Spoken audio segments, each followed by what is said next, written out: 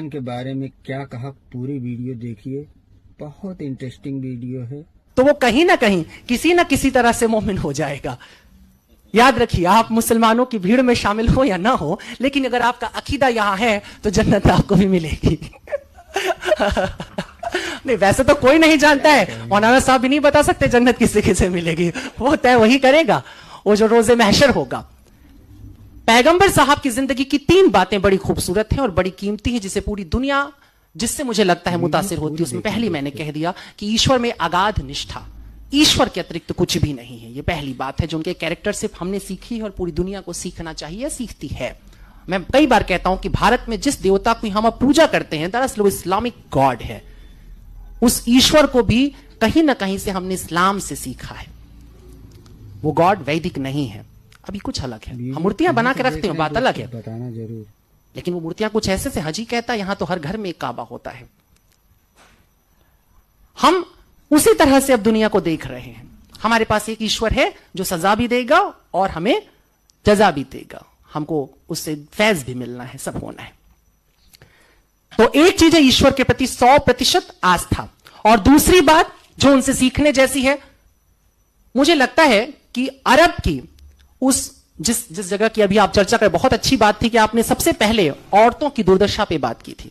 मैंने इस बात को कई बार कहा है कि यूं तो मेरा शादी ब्याह से सख्त विरोध है, मुझे लगता है ये दुनिया की सबसे ही बकवास परंपरा है, इसे खत्म हो जाना चाहिए।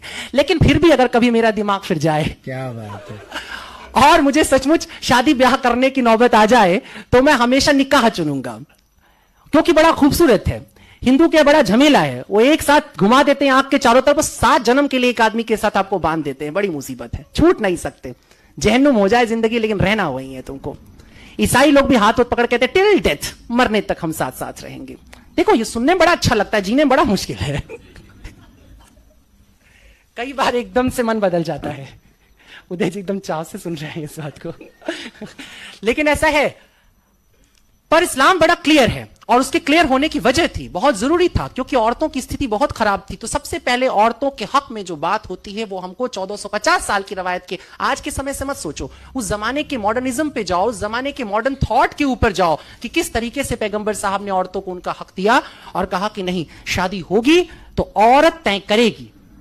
तय करेगी माने वो कबूल है बोलेगी तो कबूल, नहीं बोलेगी तो नहीं। सही बात है। और अगर कबूल है वो कहती है, तो ये भी वो तय करेगी कि ये कितनी इंश्योर्ड होने वाली है शादी। वो मेहर की जो रकम, अभी तो सुनते कई जगहों पे 750 रुपए में निपट जाता है, और वो भी पहले ही दिन माफ करा लिया जाता है। देखो ये सब चलता रहता है ना, इसीलिए हमें मजबूरी में बात करना पड़ रहा है। किरदार रसूल अल्लाह, उन्होंने चाहा कि औरत अपने हक को तय करे, वो कहे कि मेरे को इतना इंश्योर करो कि यदि कल तुम्हारा मन फिर जाएगा, कल तुम किसी और औरत पर तुम्हारी लालसा जाग जाएगी और तुम मुझे छोड़ करके जाओगे, तो कम से कम मेरे जीवन के लिए, मेरे सुकून के लिए इतनी व्यवस्था रहनी चाहिए। ये नियम आता है, और ये बहुत बड़ी बात थी।